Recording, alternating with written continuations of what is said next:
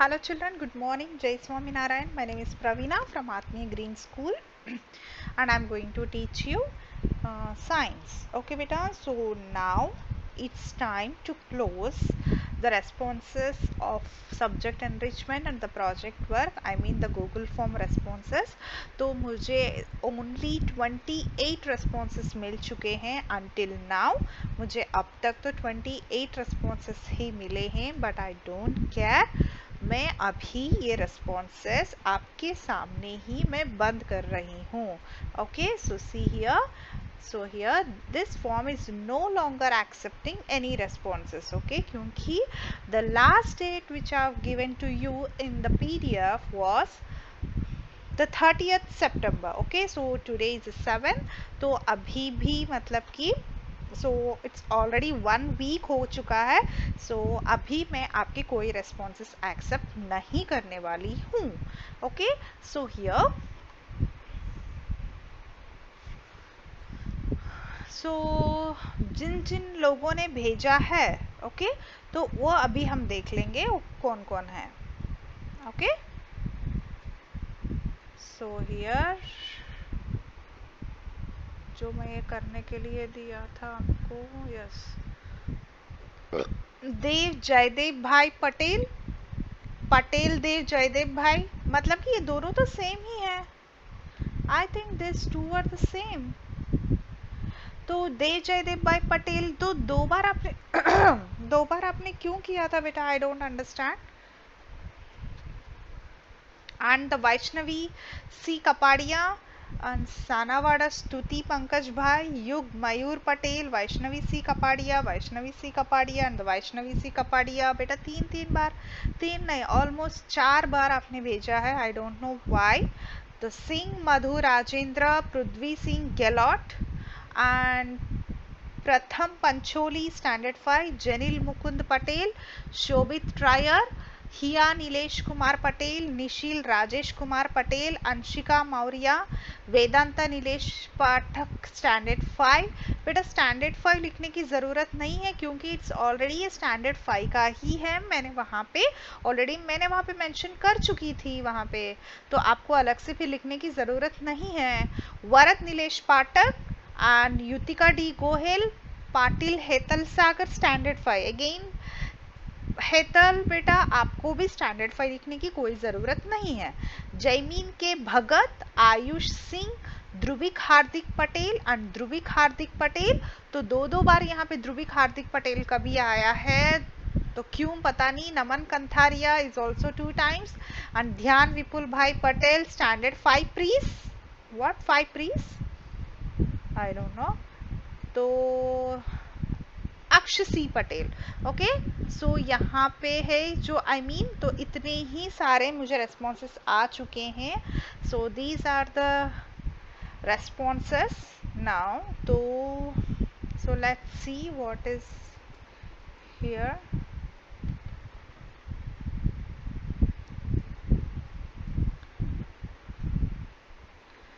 हाँ, पटेल जयदीप भाई पटेल. बेटा आपने अगेन वही भेजा है या पहले का ही था? Birth certificate? Oh my God.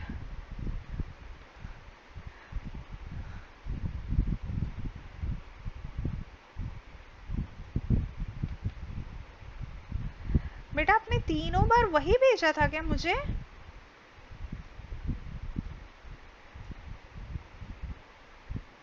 बेटा मतलब कि क्या भेज रहे हो वो भी आपको, ओ माय गॉड, मैंने ऑलरेडी बता भी चुकी थी उनको कि no man. Vaishnavi C Kapadia, Vaishnavi C Kapadia ने क्या भेजा?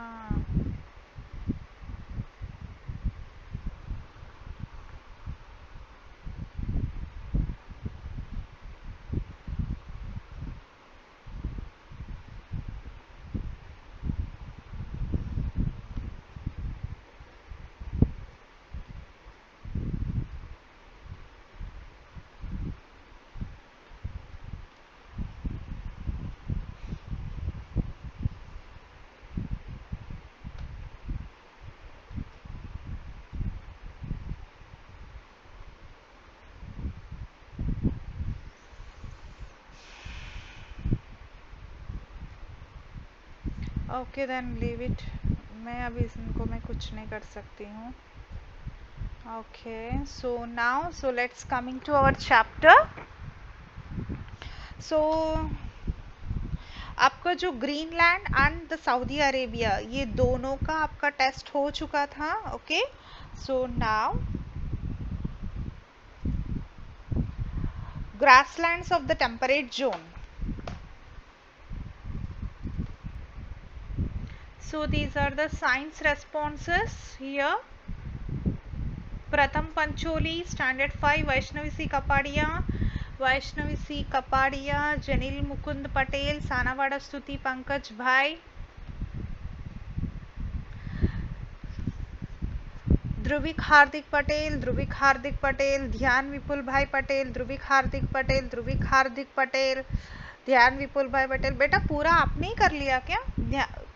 ध्रुविक हार्दिक पटेल और ध्यान विपुल भाई पटेल बस आप ही के हैं यहाँ पे। तो शोभित ट्रायर, फिर अगेन ध्यान विपुल भाई पटेल, युतिका गोयल, हिया नीलेश कुमार, निशिल राजेश कुमार पटेल, वेदांत नीलेश पाठक, वरद नीलेश पाठक, अंशिका मौर्य, पाटिल हेतल सागर, सिंह मधु राजेंद्र, मन्नत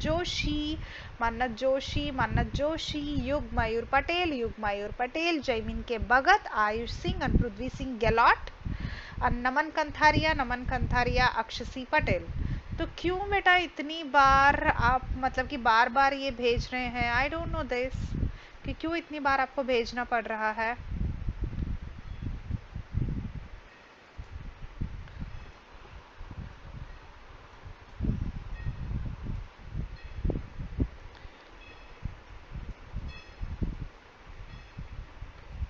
Okay, so these are all here the responses of class 5 science. Okay beta, so now class 5 science responses is this.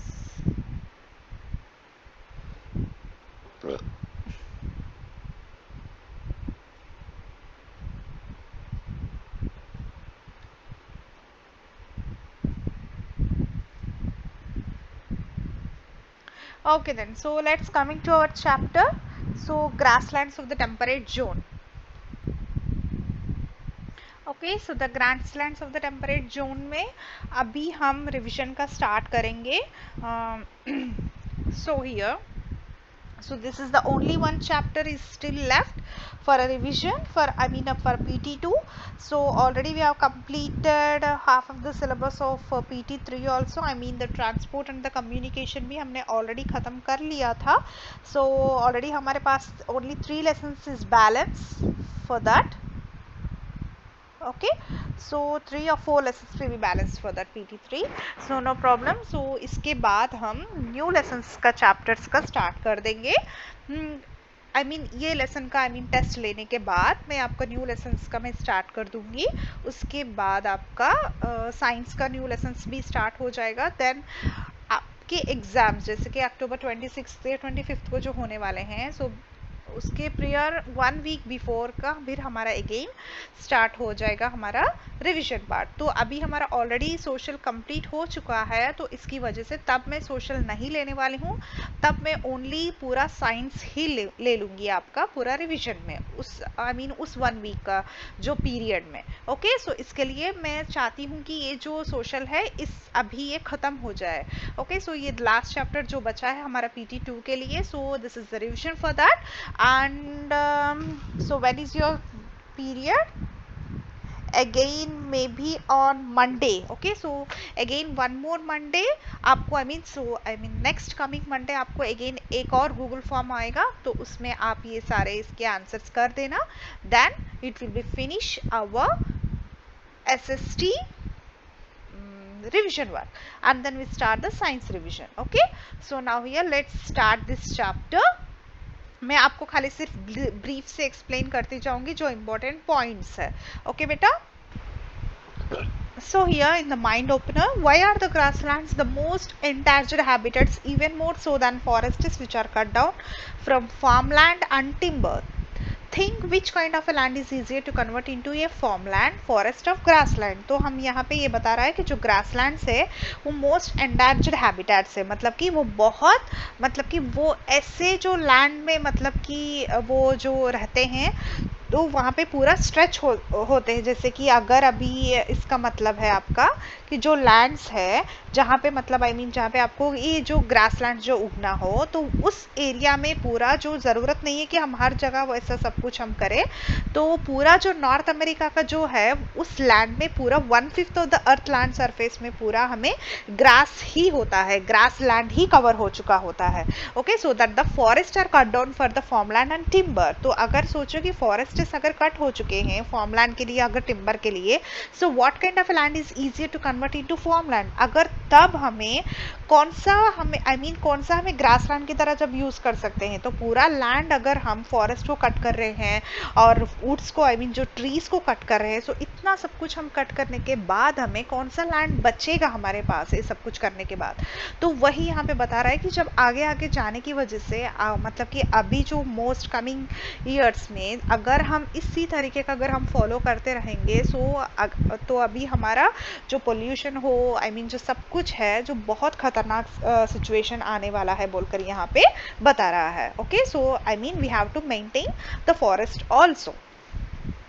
सो यहाँ पे मैं आपको सिर्फ और सिर्फ मैं जो इम्पोर्टेंट पॉइंट्स है वही मैं आपको यहाँ पे मैं बोलूँगी, तो वही आपको करना उस पर थोड़ा ज़्यादा आप क्या बोलते हैं ज़्यादा स्ट्रेस लेकर पढ़िएगा। Okay beta, so looking ahead in this lesson you will learn about the grasslands of North America, the prairies. Okay, so the vegetation and the climate of the prairies, agriculture and animal husbandry in the prairies. Okay, so grasslands are the vast stretches of a land covered with tall grasses and few scattered trees.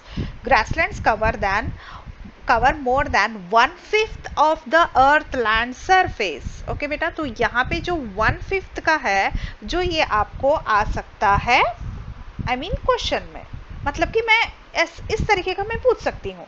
Okay, आप समझ में आ रहा है ना? मुझे ऐसा लग रहा है कि मैं पहले एक बार मैं बताऊँ कि किस टाइप के क्वेश्चंस में कहाँ से ढूंढ कर लिखती हूँ, सो आप सबको ऐसा ना लगे कि कहाँ से out of the text book तो नहीं दे रही है ना मैम, तो इस तरीके से आपको ना लगे। So because of that reason I am showing that कि विच टाइप, मतलब कि on what type of the basics that you have to learn. Okay बेटा, so most of these grasslands are located in the temperate zone. Okay, so another bit here, temperate zone. So as we have read earlier, the temperature zone lies between the latitudes. Again one more bit, latitudes 23.5 degrees north and the 66.5 degrees north in the northern hemisphere. It's another one more bit, and between the latitudes of 23.5 degrees south and the 66.5 degrees south in the southern hemisphere. तो मैं इसको reverse करके भी दे सकती हूँ, तो इसके लिए that means you have to read the question properly, not only once, you have to read the question twice बेटा। तब तक आप मतलब 2 बार तक अगर आप क्वेश्चन नहीं पढ़ते हैं तो then you definitely not getting the correct answer. Whether if you have learned also you will definitely get confused. Okay, तो हम जो latitudes से longitudes इसमें आप confuse होने के chances हो सकते हैं। जैसे कि अगर आप 23.5 degrees north दिया मैंने, सोचो फॉर एग्जाम्पल मैं बोल रही हूँ, वहाँ पे 66.5 degrees south दे दिया, तो अगर आपको वो आपने मतलब कि आपने नीचे जो पॉइंट्स है वो देखा ही नहीं है, जो नीचे जो ऑप्शंस दिया है वो आपने देखा ही नहीं है, तो it will be definitely getting the problem. Okay, so the grasslands are known by the different names in different parts of our world. So now here, so prairies in North America, pampas in South America, and this one is also a bit है बेटा आपको prairies and pampas का. Okay, so next year जो ऐसे boxes दिया है ना बेटा, सो इस बॉक्सेस में भी आप थोड़ा ज़्यादा ध्यान रखना, जो ये डिड यू नो के बॉक्सेस है, क्योंकि मैं उसमें से भी ऑलमोस्ट मैं बिट्स पूछने ही वाली हूँ. Okay, sorry for that. Grasslands are natural habitats that have been formed by nature. The grasses found here have not been planted by the people. Okay, तो यहाँ पे आप देख सकते हैं कि मैं इस तरह का मैं पूछ सकती हूँ the grasses found here have not been planted by people है, तो is it true or false? Okay, so मैं इस तरीके का मैं पूछ सकती हूँ। तो इसके लिए आपको वो जो पर्टिकुलर ब्रैकेट्स में आई मीन जो बॉक्सेस में भी देते हैं डेफिनेटली आपको पढ़ना ही होगा। ओके बच्चा, so now here see here again one more bit for me, steppes in Russia, wild in South Africa, downs in Australia, savannas in Central Africa. Okay, so इतने सारे जो बिट्स है तो मैं ये पूरे में मैचिंग भी दे सकती हूँ। अगर मैंने अभी नहीं दिया है तो भी मैं आपको जो एग्जामिनेशन का जो पेपर है गूगल फॉर्म तो उसमें तो मैं पक्का दूंगी ही। ओके, पक्का मीन्स पक्का दूंगी ही, तो इसके लिए आप ये अच्छे से पढ़ लीजिएगा। ओके बेटा, so in this chapter we will study about the prairies located in the centre of North America. तो अगेन मुझे एक और बिट मिल गया है, तो आपको इस तरीके से पढ़ना होगा कि each and every point is a bit for you. Okay, is a blank for you, मतलब कि आपको एक एक पॉइंट आपका बिट ही होने वाला है। ओके, सो लाइक हियर मैं वहां पे पूछूंगी साउथ अमेरिका, तो अगर आपने नहीं पढ़ा हो तो वो आप मतलब कि ढूंढते ही रह जाओगे कि कहाँ है टेक्स्ट बुक में, है ना। तो इसकी वजह से आपको इस तरीके का करना है। ओके, पढ़ना होगा। Okay, so now here vegetation and climate. So the prairies are a vast stretch of a flat land. Okay, so now here prairies is a French word meaning meadow or grassland. तो ये भी मेरा bit हो गया है। See here, prairies is a French word meaning of meadow or grassland. ये भी मेरा one more blank. तो यहाँ पे covered by the miles and miles of grass, the grass is, तो मैं यहाँ भी मैं पूछ सकती हूँ या माइल्स ऑफ ए ग्रास यहाँ पे दिया है तो मैं miles and miles of sand रख सकती हूँ या डेजर्ट रख सकती हूँ, तब वो आपका रॉन्ग हो जाएगा। तो इसके लिए पूरा आपको दिमाग में इस तरीके से रखना होगा कि ईच एंड एवरी पॉइंट वो बिट है और आपको पूरा रट्टा नहीं मारना है, आपको समझना है। You have to understand the each and every line of the particular lesson, then only you will get the full marks बेटा। Okay, so the grass is green in summer and turns brown in autumn. Again one more bit for me. See here, the grass is green in summer and turns brown in autumn. तो मैं वहां पे लिखूंगी red in autumn या yellow in autumn। तो वहां पे आपका भी फिर मतलब कि आई मीन रॉन्ग हो सकता है ना। There are hardly any trees, the soil of the prairies like that of all grassland is very fertile, so this is because of the large quantity of a humus present in the soil।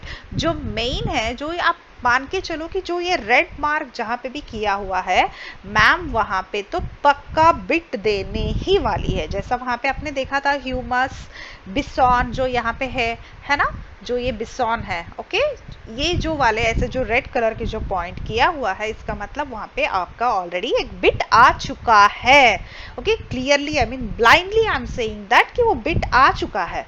Okay, सो इस तरीके से आपको पढ़ना है। ओ sorry,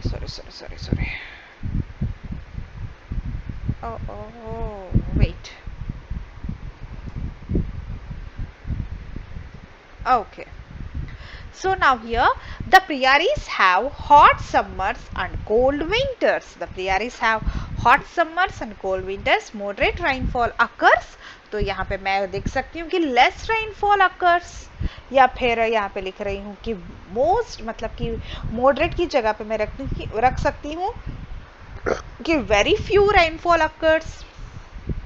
okay, तो इस तरीके से आपको पूरा याद रखना होगा बेटा। Okay, so earlier the prairies were the grazing grounds for millions of बिसॉन, तो ये भी आपका पॉइंट है, आई मीन ये भी आपका बिट है।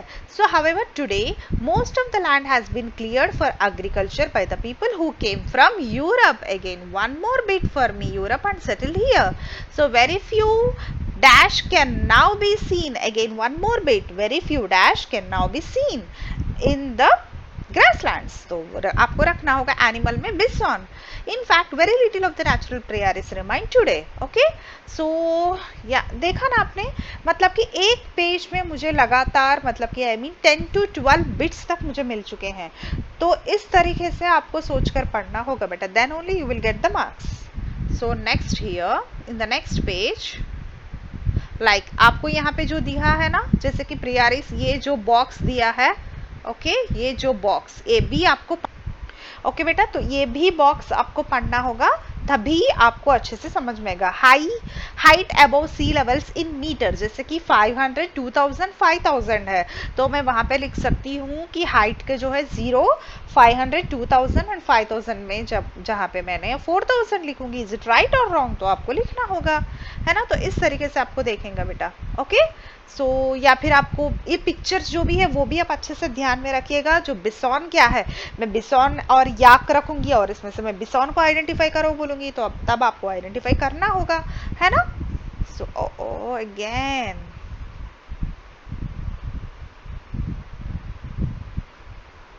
okay, so here in agriculture, the soil here is fertile, water is available in plenty from the Mississippi and Missouri rivers and their tributaries. Again, one more bit for me, Mississippi and the Missouri rivers and their tributaries. This makes it perfect for agriculture. The region produces so much wheat that it is called a wheat basket of the world. Again, one bit. It makes United States of America the largest exporter of the wheat in the world. Again, one more bit, United States of America. Okay, okay, okay. So the other main crops grown are maize, barley, rye and oats. One more bit for me, maize, barley, rye and oats. Okay, so farm work such as ploughing, sowing, harvesting and threshing is done with the help of machines. So what are the farmers are doing here? तो क्या क्या form works यहाँ पे हो रहे हैं वो भी आपको वन मोर बिट है। The farmers who are mostly European settlers, again one more bit for me, generally live on their huge farms with their families. The workers also live on the farms, so since the farms are huge and machines do most of the work, the population in the region. Okay, so देखा होगा आपने। सो यहाँ पे आप देख सकते हैं there are two kinds of a grasslands. Okay, one is a tropical and temperate. Again, one more here. So tropical grasslands such as a pampas, one more bit. जो भी मैं मतलब कि यहाँ पे हाईलाइट कर रही हूँ इसका मतलब है वो बिट्स है बेटा आपको। Have greater rainfall and the grasses are tall. Some grow more than 2 meters. One more bit. They are mostly present in the southern hemisphere. One more bit. Temperate grasslands get less rain. One more bit for me, and have a shorter grasses. They are mostly found in the northern hemisphere. जो ये भी मेरा हो गया है one more bit. देखा आपने, तो एक पेज में मतलब कि एक बॉक्स में मुझे 1 2 3 4 5 6 7 to 8 बिट्स मिल रहे हैं, तो आपको पूरा लेसन में कैसा होगा, है ना। सोचो, इस तरीके से सोचो आप। ओके बेटा, सो हियर रेयरिंग कैटल, तो towards the west the prairies are hilly and soily is not so fertile. So here again one more bit for me. So these areas are mainly used the rear cattle in large farms called ranches. Again it's a bit. The cattle are raised for beef and dairy products. One more bit. The cattle are sent to slaughterhouses in the city for the production of beef. One more bit for me again. So the city of Chicago is one more bit, is important center for slaughtering animals. Ranches and slaughterhouses are equipped with modern machinery. तो again one more bit. देखा ना बेटा आपने, एक page में मुझे almost कितने सारे, I mean in one lesson में मुझे, oh shit, come on, हाँ, जो आप देखे होंगे वन लेसन में मुझे इतने सारे बिट्स मिले हैं, तो आप सोच सकते हो कि जब पूरा जो 3 लेसन्स का जब मैं बिट्स दूंगी तब क्या होगा।